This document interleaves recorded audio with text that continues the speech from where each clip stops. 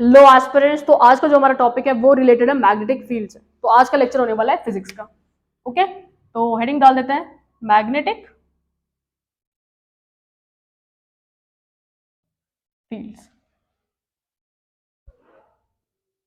Okay, अब मेरी बात ध्यान से सुनो, मैग्नेटिक फील्ड क्या होता है। देखो, अब हमारे पास सोचो यहाँ पे मैग्नेट रखा हुआ है। अब मैग्नेट, अगर हम कोई भी ऐसी चीज लेके जाते हैं उसके पास, कोई भी मेटल की चीज लेके जाएंगे तो वो क्या होता है, अचानक से अट्रैक्ट हो जाता है। बट तुम देखो, तुमने यहाँ पे रखा वो अट्रैक्ट कर लेगा, यहाँ पे रखा वो अट्रैक्ट कर लेगा। बट तुम एक डिस्टेंस पे लेके जाते हो, तुम एक डिस्टेंस पे लेके गए, तो क्या वो फिर अट्रैक्ट कर पाता है। देखो, तुम यहाँ पे खड़े हो और तुमने मेटल को 10 मीटर की दूरी पे रख दिया, तो वो अट्रैक्ट कर पाएगा मैग्नेट उसको? नहीं, वो तो उसके स्ट्रेंथ पे डिपेंड करता है ना। तो एक स्पेसिफिक रीजन में ही हम मैग्नेटिक फोर्स को एक्सपीरियंस कर पाते हैं। एक स्पेसिफिक रीजन सोचो,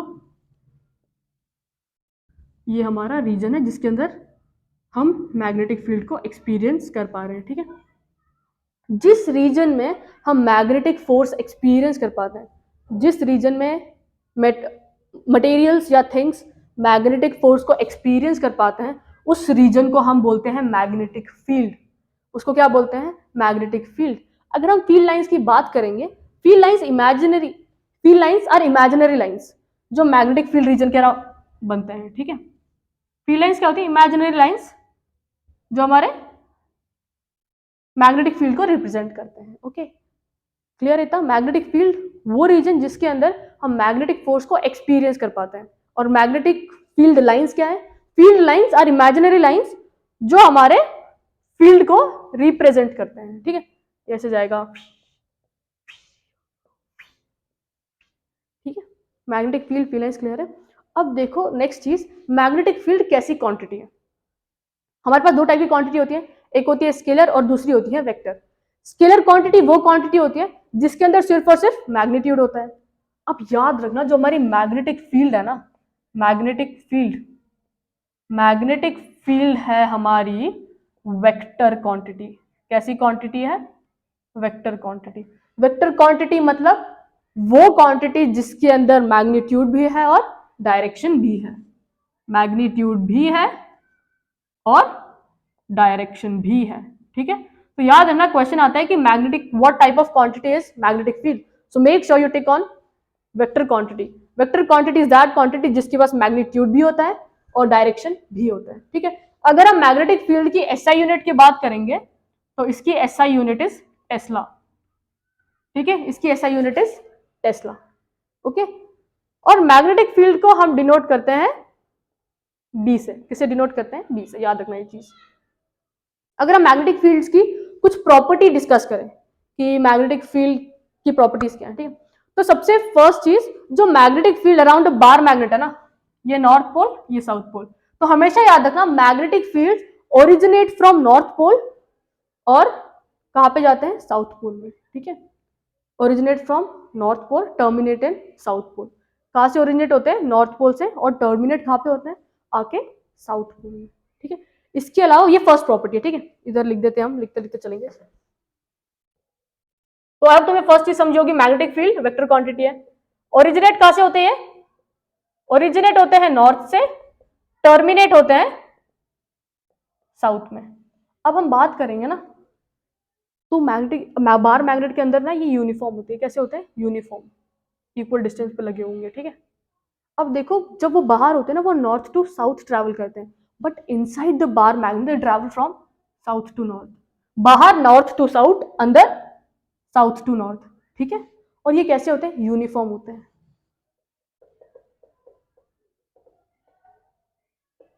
ठीक है, बार मैग्नेट के अंदर कैसे होते हैं? यूनिफॉर्म होते हैं, यूनिफॉर्मली प्लेस्ड होते हैं। ठीक है, और एक चीज याद रखना, जो भी हमारे फील्ड लाइंस है ना, फील्ड लाइंस कहीं पे तुमको दिख रहा है इंटरसेक्ट कर रहे हैं एक दूसरे को? ऐसी दिखी तुमको कहीं पे लाइन? ऐसी लाइन दिखी कहीं पे? नहीं। तो याद रखना, magnetic field lines never intersect. Third point is do not intersect. अब इसका रीजन क्या है? अगर ये इंटरसेक्ट करेंगी ना, इंटरसेक्ट, तो जिस पॉइंट पे वो इंटरसेक्ट कर रही है वहां पे दो डायरेक्शन आएंगे। क्या कंपास दो डायरेक्शन शो कर सकता है एक टाइम पे? नहीं, राइट?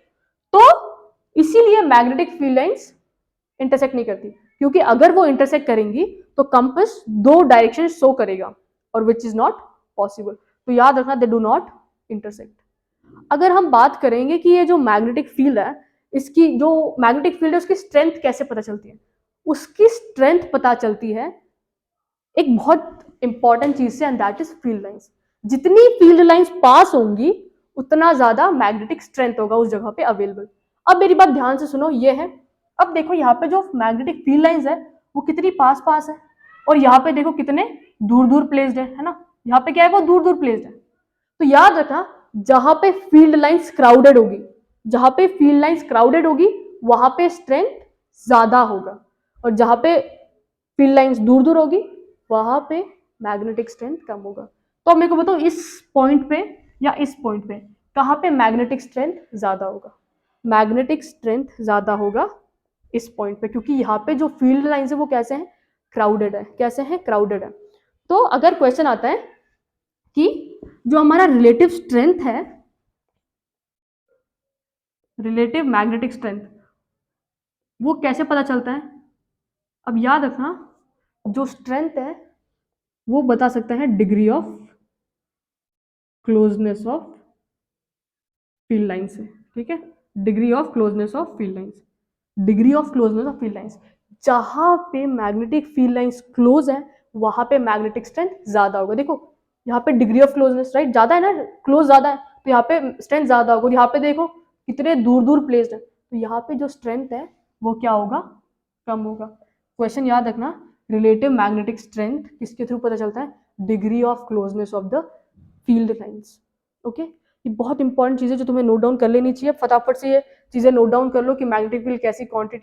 तो आई होप इतना नोट डाउन कर लिया होगा तुम लोगों ने, है ना। अब एक बहुत इंपॉर्टेंट चीज, अब कोई बोल देता है कि अगर हम करंट को इंक्रीज कर देते हैं, करंट को हमने क्या किया? इंक्रीज कर दिया। करंट को इंक्रीज किया तो मैग्नेटिक फील्ड में क्या चेंजेस दिखेंगे? राइट। तो याद रखना, जब भी हम करंट को इंक्रीज करते हैं ना तो मैग्नेटिक फील्ड भी इंक्रीज हो जाता है। करंट को जब हम इंक्रीज करते हैं तो मैग्नेटिक फील्ड भी इंक्रीज हो जाता है। ओके, तो देखो अब एक रिलेशन बता देती हूँ मैं तुमको, बी आई अपॉन डी। इसका मतलब क्या? इसका मतलब जो मैग्नेटिक फील्ड है वो डायरेक्टली प्रोपोर्शनल है करंट से। डायरेक्टली ये क्या है? ये करंट है। ठीक है, ये करंट है। Magnetic field is directly proportional to current. मतलब जब तुम करंट को इंक्रीज करोगे ना तो मैग्नेटिक फील्ड भी क्या होगी? इंक्रीज होगी। करंट को इंक्रीज करेंगे तो मैग्नेटिक फील्ड भी क्या होगी? इंक्रीज होगी। बट जब हम करंट को डिक्रीज करेंगे तो मैग्नेटिक फील्ड भी क्या होगी? डिक्रीज होगी। क्यों? क्योंकि इनके बीच में जो रिलेशन है वो कैसा है? डायरेक्टली प्रोपोर्शनल है। कैसा है? डायरेक्टली प्रोपोर्शनल वाला है। बट जब हम डिस्टेंस इंक्रीज कर देते हैं ना किसी ऑब्जेक्ट से, सोचो हमारे पास अब ये है और यहाँ पे कंपास नीडल है। ठीक है, तो अब देखो यहाँ पे कंपास रखा हुआ है और ये एकदम पास है, राइट। तो यहाँ पे ये क्या करेगा? ज्यादा फोर्स अप्लाई करेगा, तो कंपास का जो डिफ्लेक्शन है वो भी क्या होगा? ज्यादा होगा, है ना, क्योंकि ये पास है। इसका डिस्टेंस कितना है? सोचो 1 सेंटीमीटर का है। कितने का है? 1 सेंटीमीटर। बट अगर मैंने इसको 10 सेंटीमीटर पे रख दिया, कितने पे रखा? 10 सेंटीमीटर, तो इस केस में जो डिफ्लेक्शन है उसका वैल्यू क्या होगा? घट जाएगा। क्यों? क्योंकि जो मैग्नेटिक फील्ड है वो कैसी है? इनवर्सली प्रोपोर्शनल है डिस्टेंस से। जब तुम डिस्टेंस को बढ़ा दोगे तो मैग्नेटिक फील्ड घट जाएगी। ओके, और जब तुम डिस्टेंस को कम करोगे तो मैग्नेटिक फील्ड बढ़ जाएगी। तो इनवर्स रिलेशन है यहाँ पे। ये क्वेश्चन आया हुआ है, तो मेक श्योर तुम इस चीज को एकदम अच्छे से नोट डाउन कर लो। Magnetic field is directly proportional to current whereas it is inversely proportional to distance. Okay, distance increase करोगे मैग्नेटिक फील्ड घट जाएगी, और जब तुम डिस्टेंस डिक्रीज करोगे मैग्नेटिक फील्ड इंक्रीज हो जाएगी। डिस्टेंस के साथ इनवर्स रिलेशन है, करंट के साथ डायरेक्ट रिलेशन है। तो फटाफट से ये चीज नोट डाउन कर लो ताकि हम आगे जाके कुछ इंपॉर्टेंट लॉज और रूल्स को पढ़ ले। अब याद रखना कि अब जो नेक्स्ट है हमारा वो है राइट हैंड थंब रूल। क्या है? Right hand thumb rule. अब राइट हैंड थंब रूल क्या बोलता है? अगर तुम कोई भी स्ट्रेट करंट कैरिंग कंडक्टर को अपने हाथ में पकड़ते हो, तो सोचो यहाँ पे हमारे पास ये है, ठीक है, स्ट्रेट करंट कैरिंग कंडक्टर है और इसके अंदर ऐसे करंट फ्लो है। अब हम किसकी बात करें? Right hand thumb rule. याद रखना, राइट हैंड थंब रूल तुम्हें बताता है मैग्नेटिक फील्ड का डायरेक्शन। ठीक है, क्या करना है तुम्हें? जो भी करंट कैरिंग कंडक्टर है उसको अपने राइट हैंड में पकड़ो। किसमें? राइट हैंड, लेफ्ट हैंड में मत पकड़ना। राइट हैंड में पकड़ने के बाद थंब को उस डायरेक्शन में प्लेस करो जिसमें तुम्हारा करंट फ्लो हो रहा है। तो करंट इस केस में कैसे फ्लो हो रहा है? ऊपर की तरफ। तो हमने वायर को हाथ में पकड़ा और करंट कैसे जा रहा है ऊपर। तो जो तुम्हारे फिंगर्स कर्ल होगी ना वो तुम्हें मैग्नेटिक फील्ड का डायरेक्शन बताएंगे, ठीक है। तो ऐसा है और ये ऐसे जा रहा है, मतलब ऐसे जा रहा होगा, राइट। देखो ऐसे जा रहा है ना, ऐसे बाहर आ रहा है फिर वो, राइट। तो ये एक डायरेक्शन। और दूसरा सोचो अगर करंट ऐसे जा रहा है नीचे की तरफ, तो इस केस में तुम कैसे करोगे, ऐसे प्लेस करोगे, कैसे, ऐसे, ठीक है। और करंट कैसे जा रहा है फिर मैग्नेटिक फील्ड ऐसी ऐसी बनेगी, ऐसा है ना। देखो ये नीचे आया, ये ऐसे जा रहा है, ओके। तो याद रखना राइट हैंड थंब रूल किसके बारे में बताता है, राइट हैंड थंब रूल हमें बताता है direction of magnetic field. Right hand thumb rule को हम स्क्रू रूल भी बुलाते हैं, ठीक है, याद रखना स्क्रू रूल और नॉर्थ साउथ समथिंग वो भी होता है, ठीक है। बट याद क्या रखना, राइट हैंड थंब रूल किसके बारे में बताता है हमें, डायरेक्शन ऑफ मैग्नेटिक फील्ड। क्या करना है, जो भी करंट कैरिंग कंडक्टर है उसको राइट हैंड में पकड़ो और थंब को डायरेक्शन दे दो किसका, जिस भी डायरेक्शन में तुम्हारा करंट फ्लो रहा है। तो उसके बाद जो भी हमारी फिंगर्स कर्ल होगी ना वो किसका डायरेक्शन बताएगी, मैग्नेटिक फील्ड का डायरेक्शन हमें बताएगी, ओके। तो ये था हमारा राइट हैंड थंब रूल। तो बेसिकली मैग्नेटिक फील्ड का या तो क्लॉकवाइज होगा या तो वो एंटी क्लॉकवाइज होगा, ओके। अगर इस केस में देखोगे तो ये 3 है, ये 12 है, तो देखो ये पीछे जा रहा है, राइट। तो ये कैसा हो गया, एंटी क्लॉकवाइज। और इस केस में देखो ऐसे आ रहा है ना, तो ये कैसा हो गया, क्लॉकवाइज, ओके। तो अब जो नेक्स्ट लॉ है हम वो देख लेते हैं, that is Fleming's left hand rule. क्या है, फ्लेमिंग्स लेफ्ट हैंड रूल। अब फ्लेमिंग्स लेफ्ट हैंड रूल से पता चल गया होगा कि यहाँ पे लेफ्ट हैंड का यूज करना है, ठीक है। अब फ्लेमिंग्स लेफ्ट हैंड रूल किसके बारे में बताते हैं, Fleming's left hand rule, okay.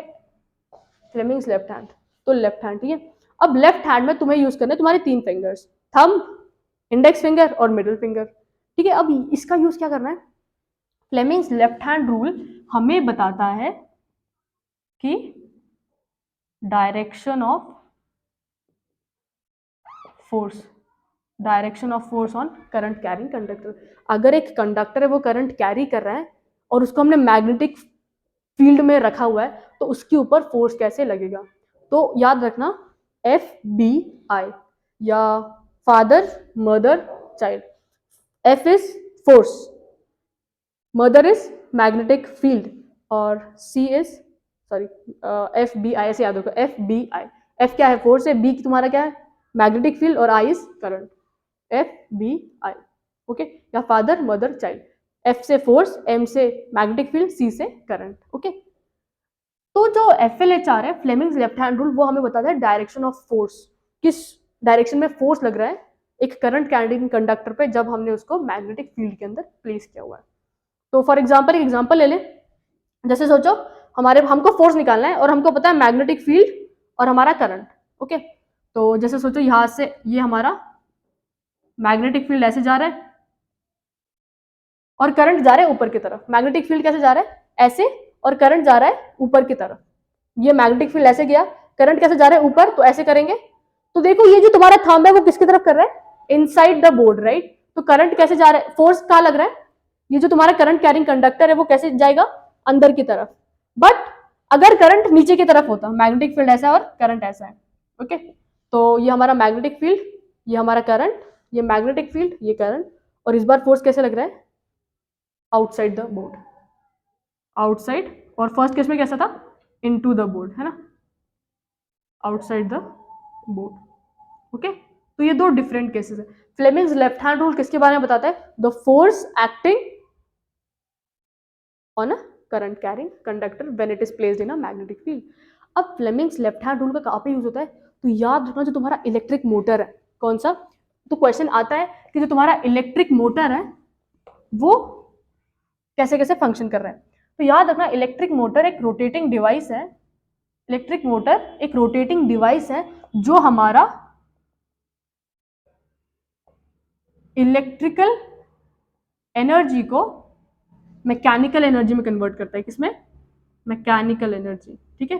तो फर्स्ट चीज इज ये, क्या याद रखना है, इलेक्ट्रिक मोटर वो डिवाइस है, एक वो रोटेटिंग डिवाइस है जो हमारा इलेक्ट्रिकल एनर्जी को मैकेनिकल एनर्जी में कन्वर्ट करता है। और क्वेश्चन आता है कि जो इलेक्ट्रिक मोटर वो किस प्रिंसिपल पे वर्क करता है, तो electric motor works on the principle Fleming's left hand rule. Okay, अगर हम इलेक्ट्रिक मोटर का डायग्राम देखेंगे तो वो कैसा होता है, देखो इसके पास ना दो मैग्नेट होते हैं, नॉर्थ और साउथ पोल, और बीच में लगा होता है कॉइल, और इससे जुड़े होते हैं ब्रशेस, और इसके बीच में होता है एक्सल। ओके, और इससे कनेक्टेड होता है, ये डायग्राम थोड़ी सी अजीब बन गई है बट माफ करना। तो देखिए मैग्नेटिक फील्ड है, ये हमारा कॉइल है, ये एक्सल है, और ये है हमारे स्प्लिट रिंग्स। ये क्या है, ये देखो इसको बुलाते हैं स्प्लिट रिंग्स, और स्प्लिट रिंग से अटैच होते हैं कार्बन ब्रशेस। और एक चीज, स्प्लिट रिंग्स कैसा फंक्शन करते हैं, the role of split ring, split ring acts as commutator. ये क्वेश्चन भी आ चुका है, ठीक है। Split ring acts as commutator. Commutator वो डिवाइस है जो डायरेक्शन ऑफ करंट को रिवर्स करने में हेल्प करता है। याद रखना, जो डायरेक्शन, जो function of split rings, question आ चुका है। Function of split ring is they act as commutators. Commutators मतलब जो हमारा डायरेक्शन ऑफ करंट को रिवर्स करने में हेल्प करते हैं, ठीक है। ये समझा तुम्हें इलेक्ट्रिक मोटर क्या है, वो क्या कर रहा है, इलेक्ट्रिकल एनर्जी को मैकेनिकल एनर्जी में कौन से प्रिंसिपल पे बेस्ड है, फ्लेमिंग्स लेफ्ट हैंड रूल। तो आई होप ये भी समझ गया होगा फ्लेमिंग्स लेफ्ट हैंड रूल किसके लिए काम आता है, फोर्स निकालने के लिए, direction of force, direction of force.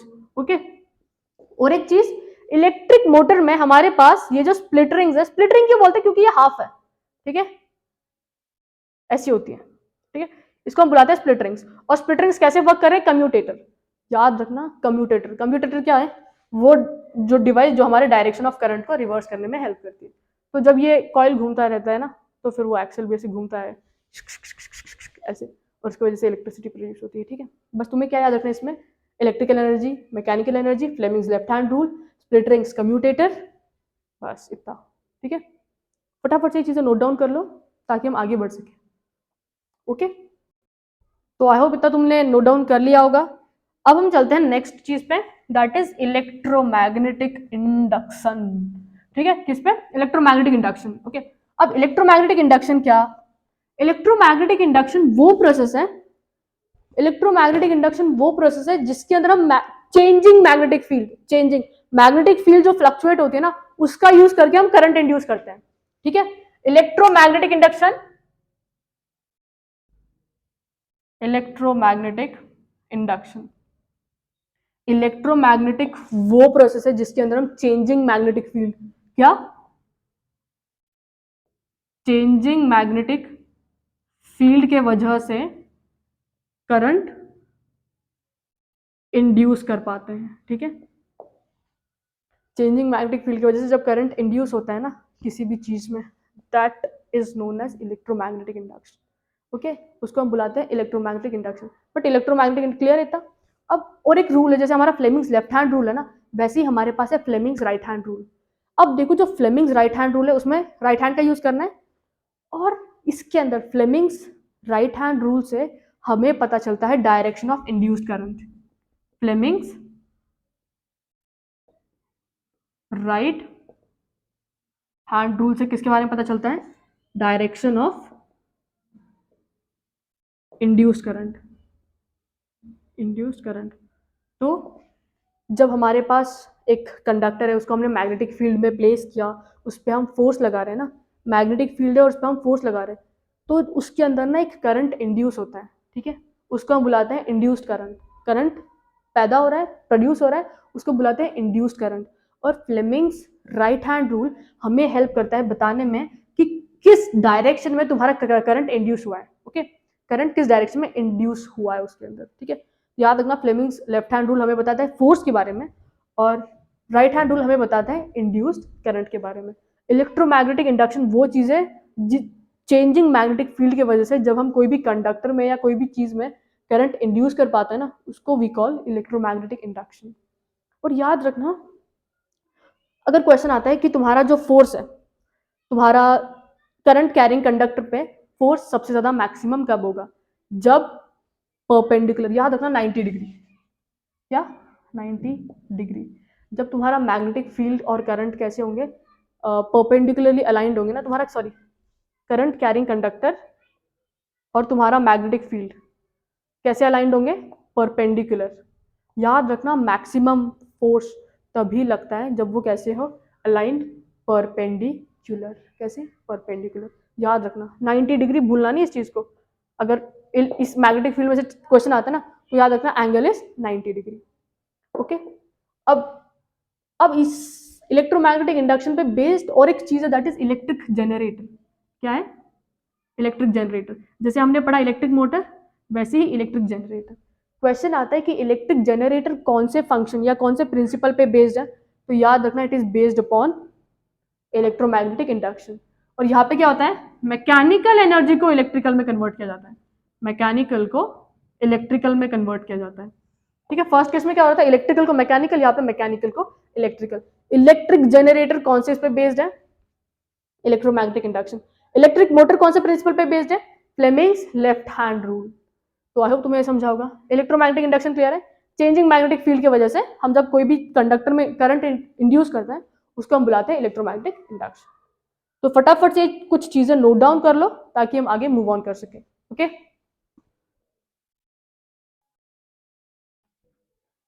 तो आई होप तुम्हें आज का जो इतनी चीजें वो समझी होगी, राइट? अब हम नेक्स्ट वीडियो में ना ऑल्टरनेटिंग करंट और डायरेक्ट करंट के बारे में डिस्कस करेंगे। शॉर्ट वीडियो होगा बहुत, बट मेक श्योर तुम उस वीडियो को भी वॉच आउट करो क्योंकि उसके अंदर भी कुछ बहुत इंपॉर्टेंट टर्म्स होने वाले। Hope you like the video guys, अच्छे से प्रिपरेशन करते रहो।